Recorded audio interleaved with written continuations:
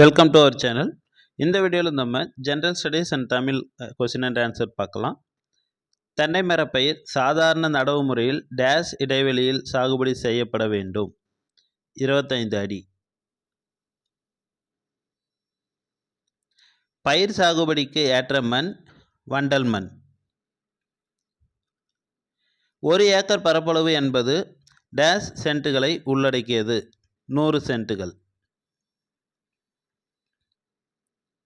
நிழலில் வளரக்கூடிய அழகிய புல் வகை எது? எருமை புல். கரையானை கட்டுப்படுத்த கீழ்கண்டவற்றுள் எதை பயன்படுத்த வேண்டும்? குளோரோபைரிபாஸ். மேட்ச் பார்க்கலாம். இதுக்கு சரியான விடை ஆப்ஷன் சி, காய்கறி பயிர்.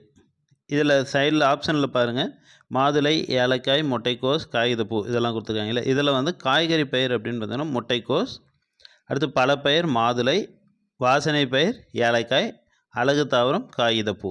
இது ஆப்போசிட்லேயே கொடுத்துருக்காங்க.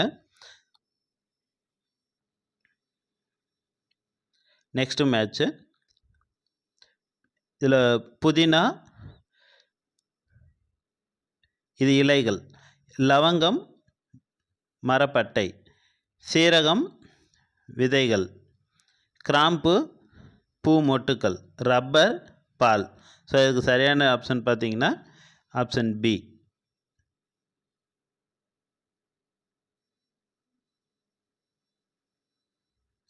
பசுந்தாள் உரம் இடுவதன் மூலம் மண்ணின் டேஷ் சத்து அதிகமாகிறது. சலைச்சத்து அதிகமாகிறது. சாக்லேட் இனிப்பு வகைகள் டேஷ் மரத்தின் விதையிலிருந்து தயாரிக்கப்படுகிறது. கொக்கோ. ஏழைகளின் ஆப்பிள் என டேஷ் பழம் அழைக்கப்படுகிறது. கொய்யா. வேப்ப மரத்தின் டேஷ் பகுதி இயற்கையான பூச்சிக்கொல்லிக்கு பயன்படுத்தப்படுகிறது. நீம் சீட், அதோட விதை. அனைத்து பூச்சிக்கொல்லி லேபிள்களில் மனித உயிருக்கு ஆபத்தானவை என எச்சரிக்கை குறியீடு இருக்கும். அதில் எந்த சைகை அதிக விஷத்தன்மை உடைய பூச்சிக்கொல்லி என்பதை காட்டும்? டேஞ்சர், அபாயம். தாளை மறுசுழற்சி செய்வதன் மூலம் நாம் எதை சேமிக்கலாம்? ட்ரீஸ், மரங்கள். மக்கக்கூடிய குப்பையை போடும் தொட்டியின் நிறம் பச்சை. Teachers day celebrated on September 5. பஞ்சகவ்யம் தயாரிக்க தேவைப்படும் முக்கிய பொருட்கள் எதிலிருந்து கிடைக்கப்பெறுகிறது? நாட்டுப்பசு. பஞ்சகவ்யம் தயாரிக்க எத்தனை நாட்கள் தேவைப்படும்? 30 நாட்கள். கீழ்கண்ட செடிகளில் வீட்டினுள் வளர்க்க உகந்த அழகு செடி? டைபன்பெக்கியா. Which is the flowering season for mango tree? மா பயிரில் பூ பூக்க தொடங்கும் காலம் மார்கழி தை. மா சாகுபடியில் சாதாரண நடவு முறையில் பின்பற்றப்படும் பயிர் இடைவெளி 30 அடி. சிவப்பு கூன் வண்டுகளால் தாக்கப்படும் பயிர் எது? தென்னை. சொட்டு நீர் பாசனத்தின் மூலம் டேஷ் மடங்கு நீர் சேமிக்கப்படுகிறது? 3 மடங்கு. தமிழகத்தின் மாநில மலர் செங்காந்தல். அதோட தாவரவியல் பெயர் குளோரியோசா சூப்பர்பா. வருடம் முழுவதும் பழம் காய்க்கும் மரம் எது? சப்போட்டா. மற்ற பயிர் பலா, கொய்யா, மா இதெல்லாமே சீசனில் தான் வரும். பின்வருவனவற்றுள் வாசனை பயிர் எது? மிளகு. இது மல்லிகை மலர் பயிரில் வந்துடும். காஃபி, தேயிலை இதெல்லாமே பெவரேஜஸில் வந்துடும். Match the following. பொறுத்துக. இதில் எந்தெந்த ஊர் எந்தெந்த பயிர்களுக்கு ஃபேமஸ் அப்படின்னு கேட்டிருக்காங்க. அதில் மதுரை அப்படின்னாலே எல்லாருக்கும் ஞாபகம் வருது மல்லிகை, சேலம் மாம்பழம், பண்ருட்டி பலா, தஞ்சாவூர் நெல், தேனி திராட்சை. ஸோ இதுக்கு சரியான ஆப்ஷன் பார்த்தீங்கன்னா பி. ஒரு ஹெக்டேர் என்பது டேஷ் ஏக்கர். இதுக்கு வந்து 2.5. இது பார்த்தீங்கன்னா ஏக்கர் எப்படி கன்வெர்ட் பண்ணுறது அப்படின்னு கேட்குவாங்க. அதனால் இதுக்கு வந்து எக்ஸாக்ட் இது பார்த்தீங்கன்னா 2.478 அப்படின்னு இருக்கும் அந்த கன்வர்ஷன் ஃபேக்டர்.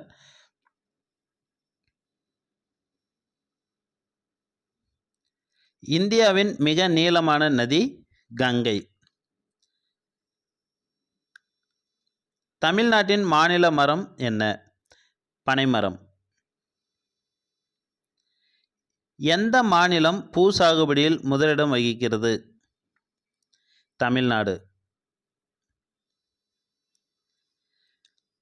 காளான்களில் கீழ்கண்டவற்றில் எது இல்லை? குளோரோஃபில், அதாவது பச்சையம் இல்லாதனால தானாக வந்து ஒளிச்சேர்க்கை செய்ய முடியாது. அதோட உணவு வந்து தானாகவும் தயாரிச்சிக்க முடியாது.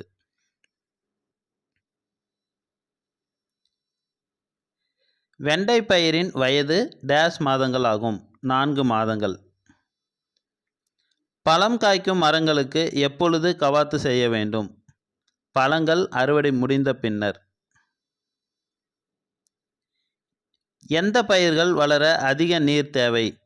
நெல் மற்றும் கோதுமை. எந்த மலரிலிருந்து குல்கந்து தயாரிக்கப்படுகிறது? குல்கந்து வந்து பன்னீர் ரோஜா இருக்குல்ல, அதிலிருந்து தான் தயாரிப்பாங்க. ஸோ ரோஜா. Next part B Tamil. மா, பலா, வாழை என்பது உம்மைத்தொகை. மரகத புறா எங்கு வாழ்கிறது? இந்த மரகத புறா வந்து அடர்ந்த மலைக்காடுகள், அடர்ந்த ஈரமான இடங்கள், இங்கே தான் வாழும். ஆராயும் அறிவு உடையவர்கள் டேஷ் சொற்களை பேச மாட்டார்கள்? பயன் தராத சொற்களை பேச மாட்டார்கள். பிறர் நமக்கு செய்யும் தீங்கை பொறுத்து கொள்வது டேஷ் ஆகும்? பொறை. கைப்பொருள் என்னும் சொல்லை பிரித்து எழுதி கிடைப்பது கை பிளஸ் பொருள்.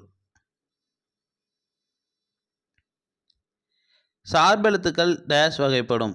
10. பணிவு என்பது உரியவற்றை ஏற்றுக்கொள்ளுதல், தவறு எனில் தன் கருத்தை விளக்கமாக கூறுதல். நீர்நிலைகளோடு தொடர்பில்லாதது எது? புலரி. புலரி அப்படின்னா விடியல், சூரியன் இப்படி பொருள்படும். கீழே கண்ட வாக்கியத்தில் அடிக்கோடிட்ட சொல்லுக்கு சரியான பொருள் தருக.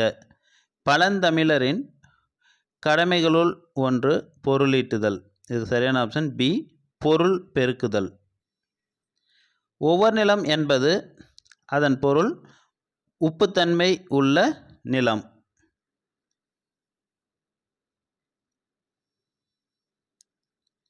ராமலிங்க அடிகளார் எழுதிய பாடல்களின் தொகுப்பு திருவருட்பா.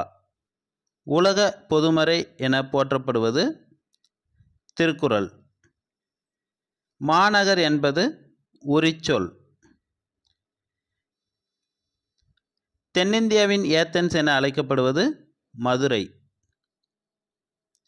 சிலம்பு பிளஸ் அதிகாரம் என்பதை சேர்த்து எழுதி கிடைக்கும் சொல் சிலப்பதிகாரம். Okay, thank you. இந்த வீடியோ உங்களுக்கு பிடிச்சிருந்ததுன்னா லைக் பண்ணுங்கள், ஷேர் பண்ணுங்கள், உங்கள் ஃப்ரெண்ட்ஸுங்களுக்கும் ஷேர் பண்ணுங்கள்.